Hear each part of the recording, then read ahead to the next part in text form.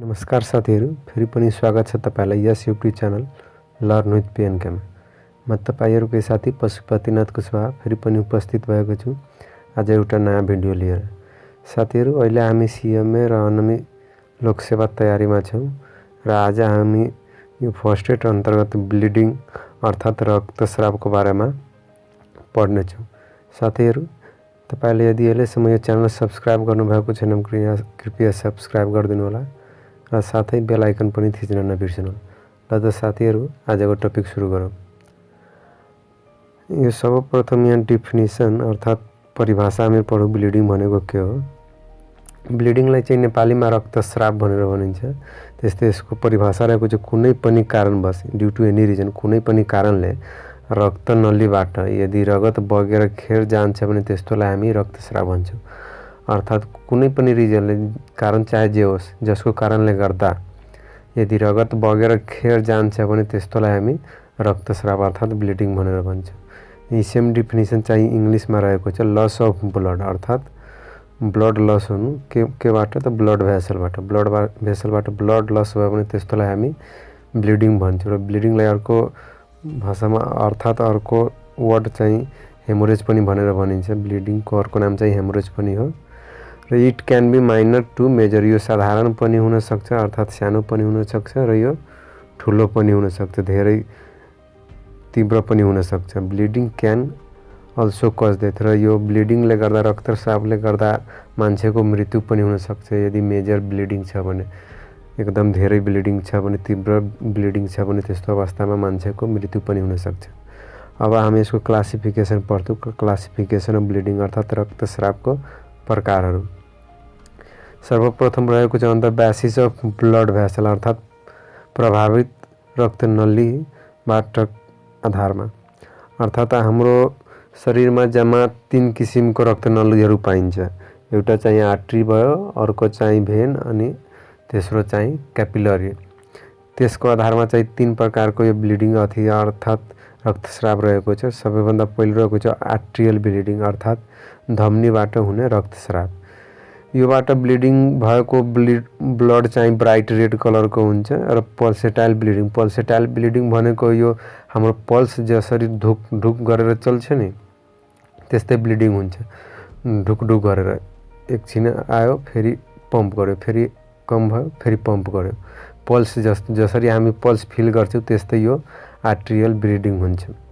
त्यस्तै नेक्स्ट यसको रहेको छ मोस्ट डेन्जरस। यो आर्ट्रियल ब्लिडिङ चाहिँ धेरै डेन्जरस हुन्छ र मोर चान्स अफ कोल्याप्स और गोइङ इन सक, किनभने यो आर्ट्रियल ब्लिडिङमा प्रेसर चाहिँ धेरै हुन्छ र यसमा आर्ट्रियल ब्लिडिङ भयो भने ब्लड लस हुने चान्स धेरै हुन्छ, जसको कारणले गर्दा यो कोल्याप्स हुने चान्स बढी हुन्छ र मान्छे सकमा जाने चान्स पनि यसमा बढी हुन्छ आर्ट्रियल ब्लिडिङमा।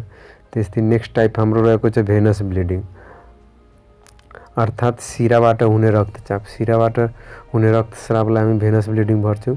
र यो ब्लड चाहिँ रेड कलरको हुन्छ, डार्क रेड कलरको ब्लड हुन्छ र कन्टिन्युअस ब्लिडिङ, यसमा लगातार ब्लिडिङ भइरहन्छ। आर्ट्रियल ब्लिडिङमा चाहिँ पल्सेटाइल ब्लिडिङ हुन्छ अर्थात पल्सको जस्तो ब्लिडिङ हुन्छ भने आउने जाने, तर यसमा चाहिँ कन्टिन्युअस ब्लिडिङ भइरहेकै हुन्छ। त्यस्तै हाम्रो नेक्स्ट रहेको छ क्यापिलरी ब्लिडिङ अर्थात केशिकाबाट हुने रक्तस्राव। ब्राइट रेड, यो पनि ब्राइट रेड कलरकै ब्लड हुन्छ तर नन पल्सेटाइल अर्थात पल्स जस्तो ब्लिडिङ यसमा हुँदैन। रक्त बिस्तारै बुलबुल उजेज आइरहन्छ अर्थात यो क्यापिलरी एकदम मसिनो ब्लड भेसल भएकोले योबाट एकदम बिस्तारै ब्लडहरू निस्किन्छ र यो बुलबुल जस्तो निस्किन्छ उजिङ गरेको, जसलाई हामी उजिङ पनि भन्छौं। बुलबुल जस्तो आइरहन्छ बिस्तारै। त्यस्तै नेक्स्ट हाम्रो क्लासिफिकेसन रहेको छ यो on the basis of time अर्थात रक्तस्राव भएको समयको आधारमा, कति समय भित्र भएको छ त्यसको आधारमा पनि यसलाई हामी क्लासिफाई गरेका छौं। सर्वप्रथम रहेको छ प्राइमरी ब्लिडिङ। प्राइमरी ब्लिडिङ भनेको चाहिँ के चोटपटक लागेको अर्थात एक्सिडेन्ट भएको वा अपरेसन गरेको छ भने को समयमा हुने रक्तस्रावलाई प्राइमरी ब्लिडिङ। चोटपटक लागेको समयमा वा अपरेसन हुने बेलामा हुने समयमा यदि ब्लिडिङ भयो भने त्यस्तोलाई हामी प्राइमरी ब्लिडिङ भनेर भन्छौं। त्यस्तै नेक्स्ट हाम्रो रहेको छ रिएक्सनरी ब्लिडिङ।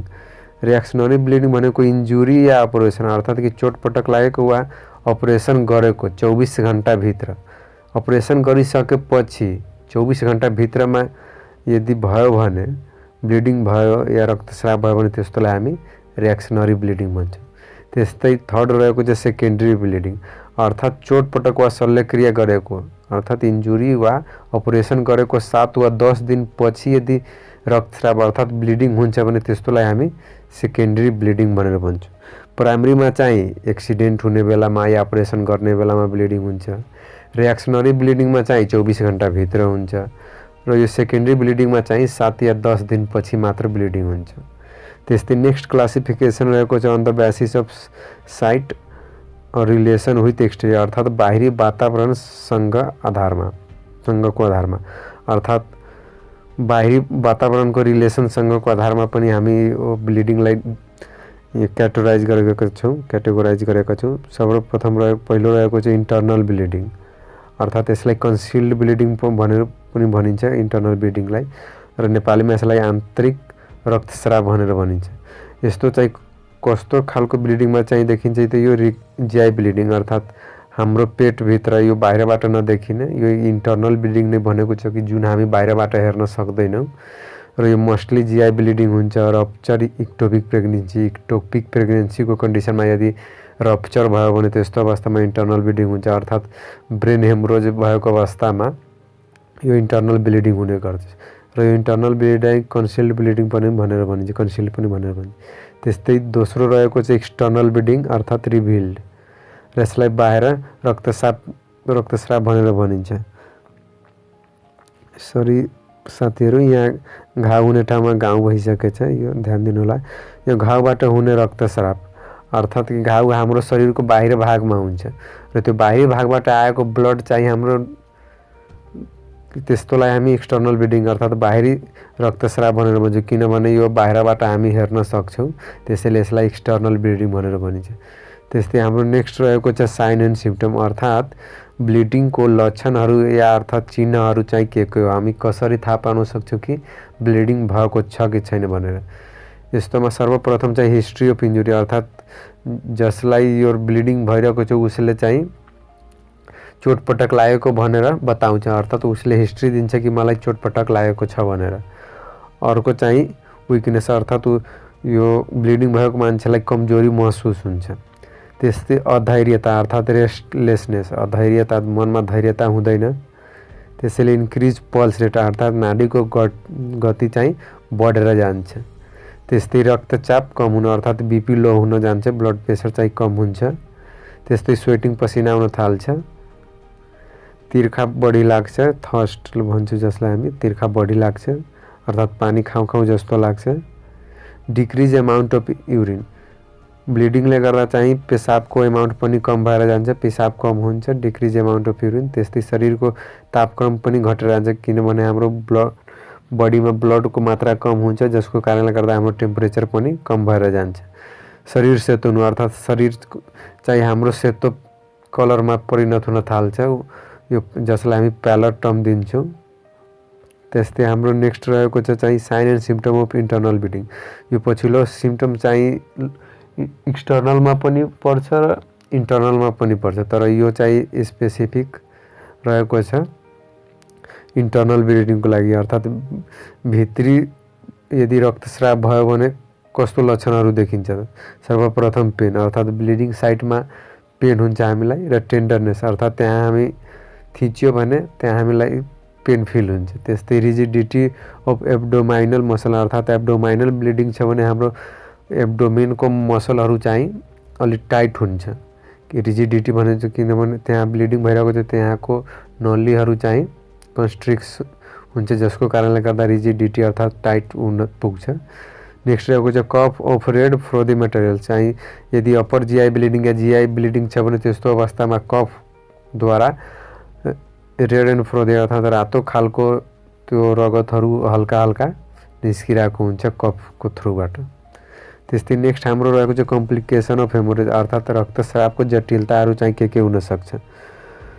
ब्लड धेरै लस भयो भने त्यस्तो अवस्थामा चाहिँ हाइपोभोलेमिक सक अर्थात् मान्छे सकमा जान सक्छ, र यसको कारणले गर्दा हार्ट फेलियर पनि हुनसक्छ। लो लस अफ ब्लडले गर्दा र ब्लड लसले गर्दा रेनल फेलर अर्थात् किडनी फेलर पनि हुन सक्छ। र यदि ब्लड लस म्यासिभ छ अर्थात् एक्सेसिभ धेरै ब्लड लस भयो भने त्यस्तो अवस्थामा डेथ पनि हुन सक्छ।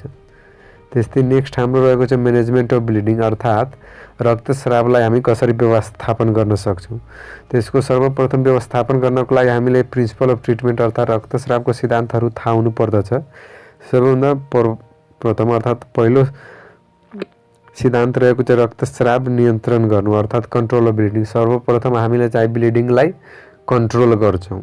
त्यस्तै नेक्स्ट सिद्धान्त रहेको चाहिँ खेर गएको रक्तलाई पुनः स्थापना गर्नु अर्थात् जति ब्लड उसको लस भएछ त्यसलाई हामी रिइन्स्टल गर्छौँ अर्थात् उसलाई बोलसबाट होस् एनएस नर्मल स्लाइनबाट उसलाई रिप्लेस गर्न सकौँ या उसलाई ब्लड नै चाहनु परोस् हामी त्यो ब्लडलाई रिप्लेस गर्छौँ। किनभने उसको ब्लड लस भयो भने यदि हामी उसलाई रिप्लेस गरेन भने विकनेसहरू हामी क्लिनिकल फिचरहरू हेऱ्यौँ त्योहरू देखा पर्छ। त्यस्तै तेस्रो सिद्धान्त रहेको छ घाइते वा बिरामीको रेखदेख तथा स्याहार अर्थात् हामी बिरामीको चाहिँ हेरचाह गर्छौँ स्याहार गर्छौँ केयर अफ पेसेन्ट। त्यस्तै अब हामी कन्ट्रोल अफ ब्लिडिङ अर्थात् हामी ब्लिडिङलाई चाहिँ कसरी कन्ट्रोल गर्न सकिन्छ त फर्स्ट एडको आधारमा हामी ब्लिडिङलाई कसरी कन्ट्रोल गर्न सकिन्छ। सर्वप्रथम रहेको चाहिँ बिरामीलाई खतरा स्थानबाट सुरक्षित स्थानमा राख्ने मानौँ कि साइट अफ एक्सिडेन्ट जहाँ एक्सिडेन्ट भएछ त्यो ठाउँबाट बिरामीलाई उठाएर सेफ ठाउँमा राख्ने। त्यस्तै नेक्स्ट रहेको चाहिँ बिरामीलाई सजिलो आसनमा राख्ने बिरामीलाई कम्फोर्टेबल पोजिसनमा राख्ने ताकि उसलाई पेन कम होस् ब्लिडिङ कम होस् भनेर उसलाई कम्फोर्टेबल पोजिसनमा हामी राख्छौँ। त्यस्तै कसिएको कपडाहरू खुला गर्ने अर्थात् उसले यदि टाइट लुगाहरू लगाएको छ भने त्यसलाई हामी फुकालिदिन्छौँ ताकि उसले अलि राहत फिल गरोस् भनेर। त्यस्तै अर्को रहेको चाहिँ रक्तस्राव भइरहेको स्थानमा बाह्य वस्तु हटाउने अर्थात् मानौँ कि एक्सटर्नल ब्लिडिङ छ त्यस्तो ठाउँमा फोहोरहरू लागेको छ त्यसमा ढुङ्गाहरू टाँसिएको छ भने त्यस्तो अवस्थामा त्यो वस्तुहरूलाई हामी हटाउँछौँ अर्थात् हामी घाउलाई सफा गर्छौँ। त्यस्तै नेक्स्ट पोइन्ट रहेको छ रक्तस्रावको भएको स्थान सानो भएमा बुढी औँलालाई थिच्ने मानौँ कि जहाँ ब्लिडिङ भइरहेछ त्यो ठाउँ सानो छ एकदम हल्का ब्लिडिङ भइरहेछ त्यस्तो अवस्थामा हामी थम्ब अर्थात् हाम्रो बुढी औँलाले एकछिन थिचेर राख्छौँ ताकि उसको ब्लड आउन रोकोस् भनेर। र यस्तो अवस्थामा हामी एलिभेट पनि गर्न सक्छौँ अर्थात् ब्लिडिङ भएको पार्टलाई यदि हार्टको लेभलभन्दा माथि उचाल्न सक्छौँ भने हामी त्यो पनि गर्छौँ जसको कारणले गर्दा ब्लिडिङ कम भएर जान्छ अर्थात् ब्लिडिङ रोकेर जान्छ। र बिरामीलाई प्रशस्त झोलिलो खानेकुरा दिने यो ब्लड फ्लुइड भएको कारणले गर्दा हामीले फ्लुइड मेटेरियलहरू खानलाई दिन्छौँ ताकि उसको बडीको ब्लड अर्थात् फ्लुइड भोल्युम चाहिँ मेन्टेन रहोस् भनेर बिरामीलाई सान्त्वना दिने। त्यसपछि बिरामीलाई हामी रिएस्योर गर्छौँ कि उसलाई हामी यो विश्वास दिलाउँछौँ कि तिमी ठिक छौ या केही हुन्न भनेर हामी यहाँ छौँ भनेर हामी सान्त्वना दिन्छौँ। त्यस्तै नेक्स्ट रहेको चाहिँ महत्त्वपूर्ण चिन्हहरू नियमित रूपमा राखिराख अर्थात् उसको ब्लिडिङ भएछ त्यस्तो अवस्थामा उसको भाइटलहरू अर्थात् बी प्लस प्रेसर ब्लड प्रेसरहरू उसको टेम्परेचर हार्टबिट अनि उसको चाहिँ रेस्पिरेसन रेटहरू हामी हेरिराख्छौँ ताकि उसको अवस्था नबिग्रियोस् भनेर। त्यसपछि अर्को रहेको चाहिँ यदि रक्तस्राव नरोकेमा अर्थात् ब्लिडिङ स्टप भएन र उसको भाइटल साइनहरू मेन्टेन छैन भने सामान्य छैन भने त्यस्तो अवस्थामा हामी जति सक्दो छिटो उसलाई अस्पताल पुर्याउनु पर्छ।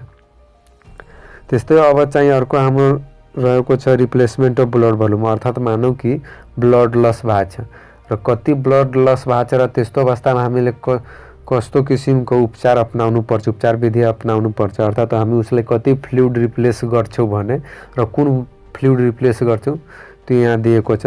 सर्वप्रथम रहेको छ up to 10% of blood loss अर्थात् 10 बडीको टोटल ब्लड भोल्युमबाट यदि 10% भन्दा कम मात्र ब्लड लस भएको छ भने त्यस्तो अवस्थामा नो रिप्लेसमेन्ट अर्थात् त्यस्तो अवस्थामा हामी ब्लड चाहिँ उसलाई कुनै प्रकारको फ्लुइड चाहिँ दिँदैनौँ किनभने 10% भन्दा कम छ भने त्यो यति इमर्जेन्सी पनि हुँदैन र त्यस्तो अवस्थामा ब्लड भेसलहरू आफै कन्स्ट्रिक्ट भएर यो फ्लुइड मेन्टेन गर्न सक्छ। त्यस्तै यदि 10% भन्दा कम छ भने नो रिप्लेसमेन्ट र यदि एक्ज्याक्ट 10% छ भने या 10% को हाराहारीमा छ भने त्यस्तो अवस्थामा हामीले चाहिँ एनएस अर्थात् नर्मल सलाइन वा रिङ्गर ल्याक्टेट यो दुवै मध्ये कुनै एउटा चाहिँ हामी दिन सक्छौँ। त्यस्तै हाम्रो नेक्स्ट रहेको छ एट 10 to 15%। यदि 10 देखि 15% सम्म ब्लड लस भएको छ भने त्यस्तोमा हाफ क्रिस्टलिन सोल्युसन र हाफ कोलोइड सोल्युसनको मिक्सचर अर्थात् हाफ क्रिस्टलिन सोल्युसन र हाफ कोलोइड सोल्युसन मिलाएर हामी चाहिँ पेसेन्टलाई दिन्छौँ यदि 10 देखि 15% ब्लड लस भएको छ भने। र यदि 15% भन्दा बढी लस भयो अर्थात् बडी भोल्युमको 15% भन्दा बढी फ्लुइड अर्थात् ब्लड लस भयो त्यस्तो अवस्थामा रिप्लेस बाई होल ब्लड। यस्तो अवस्थामा हामीले चाहिँ उसलाई ब्लड नै चढाउनु पर्छ किनभने 15% भन्दा बढी उसको ब्लड लस भएको छ र यो चाहिँ अर्को फ्लुइडले मेन्टेन हुन सक्दैन। त्यस्तो अवस्थामा हामीले उसलाई फ्लुइड नै चढाउनु पर्छ। त्यस्तै अर्को पोइन्ट रहेको चाहिँ हाम्रो इम्पोर्टेन्ट अर्थात् यस बाहेकका इम्पोर्टेन्ट पोइन्टहरू चाहिँ केही यहाँ दिएको रहेछ। पहिले रहेको छ reason for death in bleeding अर्थात् हामीले सुरुमा नै पढ्यौँ कि यो ब्लिडिङले गर्दा डेथ पनि हुनसक्छ। त डेथ किन हुन्छ यसको रिजन चाहिँ पहिलो रहेको छ हाइपोभोल्युमिक किनभने यो ब्लड चाहिँ धेरै लस भयो भने पेसेन्ट हाइपोभोल्युमिक सकमा जान सक्छ र जसको कारणले गर्दा एक्युट रेनल फेलर पनि हुनसक्छ र यसको कारणले गर्दा नै मान्छेको मृत्यु हुन सक्छ। त्यसैले अर्को रहेको चाहिँ मोस्ट कमन ब्लिडिङ अर्थात् सबैभन्दा सामान्य ब्लिडिङ चाहिँ यसमा क्यापिलरी ब्लिडिङ रहेको छ किनभने हाम्रो यो क्यापिलरिजहरू यो छालाको माथिल्लो भागमा नै हुन्छ र यो हल्का चोटपटक लाग्यो हल्का काट्यो भने पनि यहाँबाट ब्लिड आउन सुरु गर्छ। त्यस्तै अर्को पोइन्ट रहेको छ best way to control bleeding अर्थात् ब्लिडिङ कन्ट्रोल गर्नको लागि सबैभन्दा राम्रो तरिका भनेको अप्लाई ब्यान्डेज अर्थात् ब्लिडिङ भइरहेको छ त्यस्तो अवस्थामा हामी ब्यान्डेज अप्लाई गरिदियो भने ब्लिडिङ चाहिँ स्टप भएर जान्छ। त्यस्तै नेक्स्ट इम्पोर्टेन्ट पोइन्ट रहेको छ more than 50% of blood loss अर्थात् 50% भन्दा बढी उसको ब्लड लस भयो भने त्यस्तो बच्चामा चाहिँ हार्ट फेल भएर हुन जान्छ र जसको कारणले गर्दा यो मान्छेको डेथ हुन पुग्छ। ल त साथीहरू यो हेमोरेज अर्थात् ब्लिडिङ रक्तस्राव अन्तर्गत यति हामीले डिस्कस गर्यो इम्पोर्टेन्ट पोइन्ट पनि डिस्कस गर्यो यसको टाइप्स क्लासिफिकेसन क्लिनिकल फिचर पनि हामीले डिस्कस गर्यो र यसको कम्प्लिकेसनहरू र म्यानेजमेन्टहरू पनि हामीले डिस्कस गर्यो। यदि तपाईले यो भिडियो बुझ्नु भएको छैन भने यो एकचोटि अझै रिपिट गरेर हेर्नु होला र यो लोकसेवा पोइन्ट अफ भ्यूले पनि एकदमै इम्पोर्टेन्ट रहेको छ त्यसैले ध्यान दिएर यो भिडियो हेर्नु होला फेरि पनि। र यो हाम्रो आजको भिडियो यही सकिन्छ। तपाईले यदि अहिलेसम्म च्यानल सब्स्क्राइब गर्नुभएको छैन भने कृपया सब्स्क्राइब गरिदिनु होला र साथै बेल आइकन पनि प्रेस गरिदिनु होला र फिडब्याकको लागि कृपया कमेन्ट गर्नु होला एन्ड थ्याङ्क्स फर वाचिङ।